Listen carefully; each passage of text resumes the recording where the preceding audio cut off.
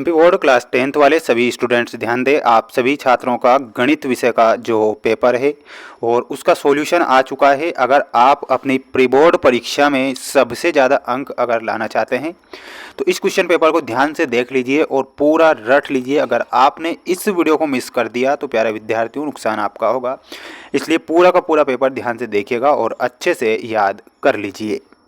देखिए, सबसे पहले जो प्रश्न आपकी परीक्षा में आपको दिए जाएंगे वो सही विकल्प वाले क्वेश्चन होंगे। पहला प्रश्न है बहुपद x स्क्वायर माइनस 3 के शून्यक होंगे।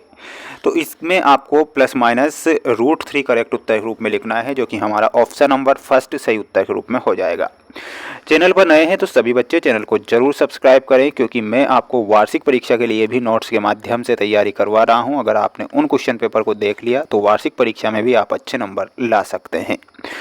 2x + 3y - 9 बराबर 0, 4x + 6y - 18 बराबर 0 के ग्राफीय निरूपण की जो प्रकृति होती है वह किस प्रकार की होती है। तो इसमें आपको लिखना है समपाती रेखाएं।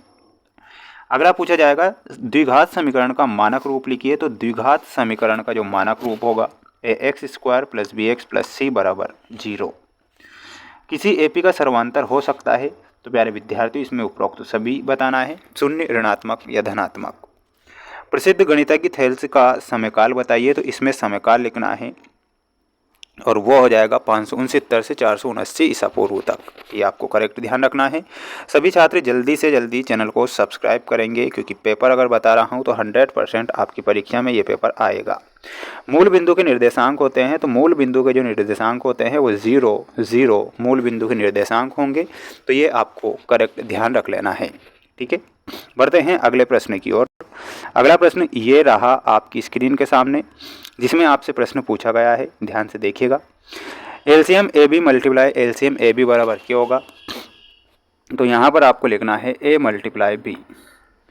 बहुपद px में x की उच्चतम घात कहलाती है, तो वो बहुपद की घात कहलाती है। इसमें आपको लिखना है बहुपद की घात। 3x² - 2x + 1/3 का विविक्तिकर है। तो विविक्तिकर हो जाएगा प्यारे विद्यार्थियों 0। यदि A B C A P में है, अर्थमेटिक प्रोग्रेशन में है, तब बी और बी को ए और सी का कहते हैं, तो उसे क्या कहेंगे, उसे समांतर माध्य कहेंगे। तो यहाँ पर आपको क्या लिखना है, समांतर माध्य। समकोण त्रिभुज का क्षेत्रफल क्या होता है। तो इसमें लिखना है 1/2। वृत्त की परिधि का उसके व्यास के साथ एक अचर अनुपात होता है। इस प्रकार अनुपात को क्या कहते हैं, तो उसे पाई कहा जाएगा। तो इसमें आपको पाई लिखना है। स्क्रीनशॉट ले लो जल्दी से और रट लो इन प्रश्नों को, क्योंकि ये प्रश्न परीक्षा में आ रहे हैं डेफिनेटली। देखिएगा, स्पर्श रेखा ही छेदक रेखा है, तो बिल्कुल ये असत्य हो जाएगा। अगला है किसी घटना के घटित होने और उसके घटित न होने का योग सदैव एक होता है, ये सत्य है। गोले का आयतन गलत है।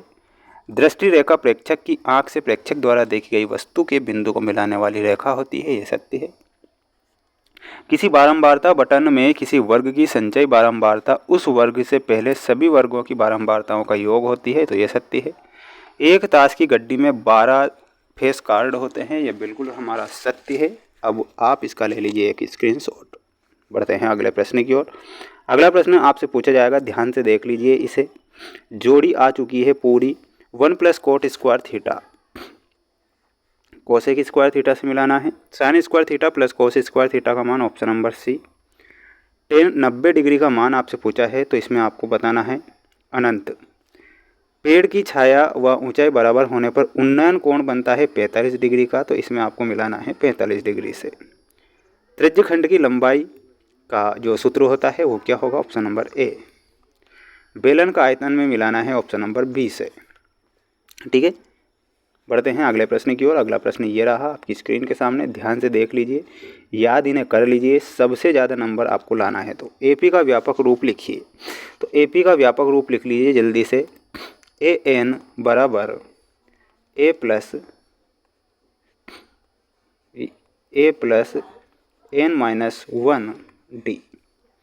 पाइथागोरस प्रमेय का कथन लिखिए, यानी कि इसकी परिभाषा आपको याद करके जाना है और कमेंट बॉक्स में इसकी परिभाषा आपको आंसर देना है।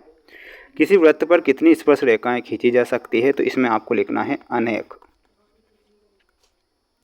वृत्त के बाह्य स्थित बिंदु से वृत्त पर कितनी स्पर्श रेखाएं खींची जा सकती है, तो इसमें आपको लिखना है 2। एक घड़ी की मिनट की सुई केंद्र पर अंश का कोण बनाती है 6 डिग्री का। रेखीय बहुपद के कितने शून्यक होते हैं, तो इसमें आपको 1 लिखना है।